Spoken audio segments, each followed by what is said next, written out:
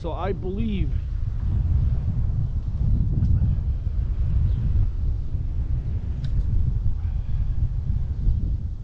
there you go.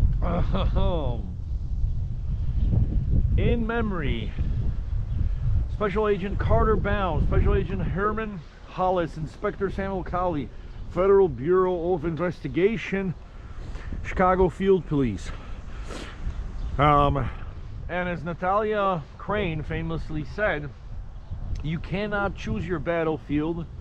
The gods do that for you, but you can plant a standard where a standard never flew.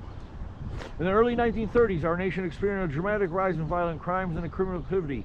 John Dillinger, Lester Gillis, also known as Babyface Nelson, were two of the more notorious Midwest outlaws of this era.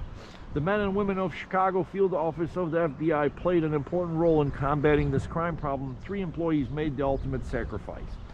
April 22nd, 1934, Special Agents Baum and Newman, both of the Chicago FBI Field Office, along with a local constable, raided a hideout of Babyface Nelson at Corners, Wisconsin. In an ensuing gun battle, Special Agent Baum was killed. Special Agent Newman and Constable wounded. Nelson escaped.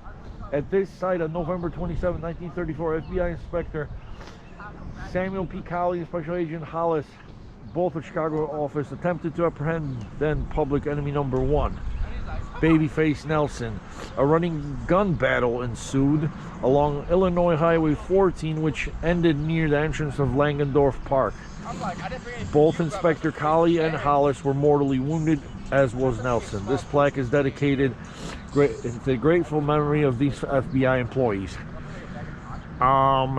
So the story ends where he was shot here. He was shot 9 times, Babyface, and then he escaped in actually Hollis's car.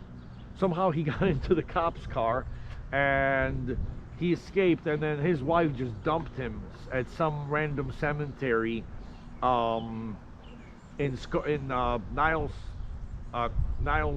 Plaza, which is now in Skokie.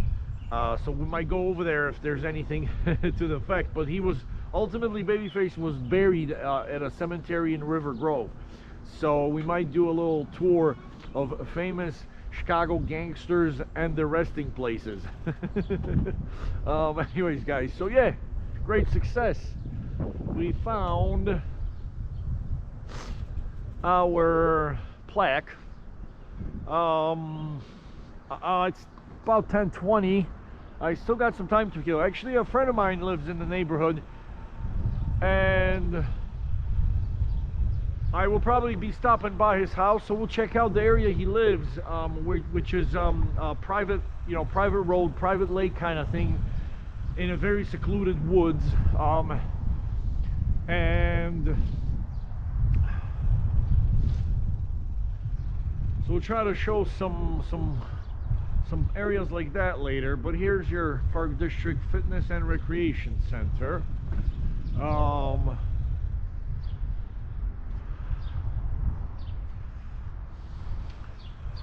There, what seems to look like a baseball diamond.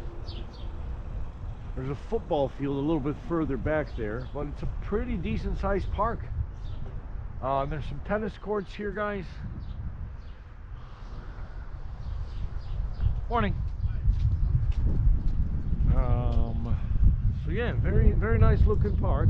So yeah, let's just go back to the entrance, because at the sort of entrance right off of Route 14, that's where this sort of famous battle ensued and ended, as they tried to apprehend him.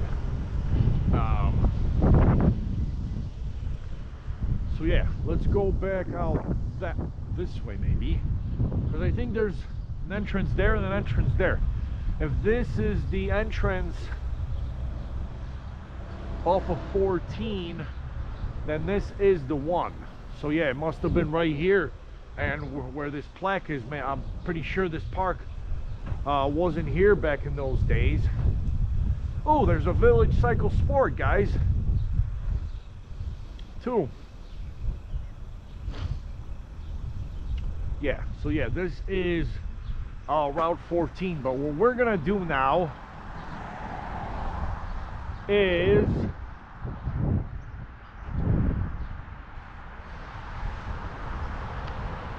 we're gonna have to go back on ourselves, I think, back to Barrington Road.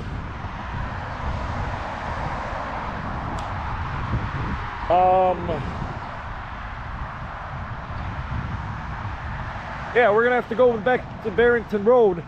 So yeah, let me just cruise around here and see where Barrington Road is, and then I can maybe stop and look at the old GPS. All right, guys, so thank you for tuning in. Hasta la ciao ciao, bye for now, over and out from the concrete jungle of Chicago, Barrington.